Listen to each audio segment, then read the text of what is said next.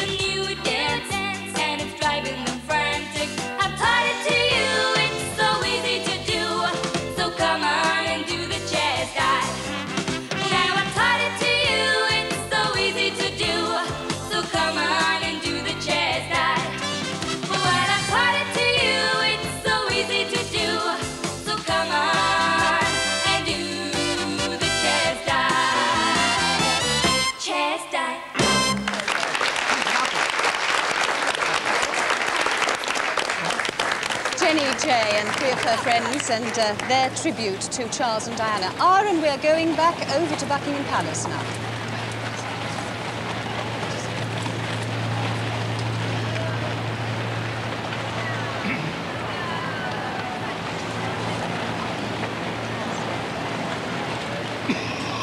And we're looking back now at Buckingham Palace because we believe that the royal couple are going to leave on their journey to Waterloo.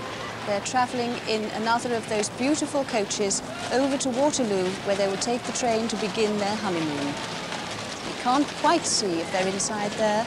It's just going in to collect them, we believe. Obviously, the wedding breakfast has come to an end. Lady Diana will have changed, or the Princess of Wales, of course, as we now must call her, will have changed and will be getting into that coach to make her way to Waterloo with her new husband.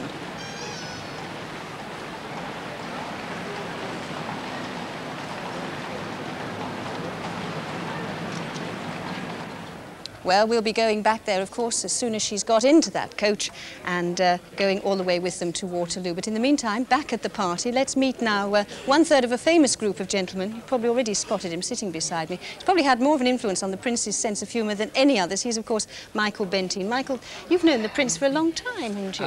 No. Well, yes, of course, in a way. I was at a party at the Belfry many years ago with, as he then was, the new Duke of Edinburgh, brand new Duke of Edinburgh, because we were all members of a little thing called the Thursday Club, to wet Prince Charles's head. Really?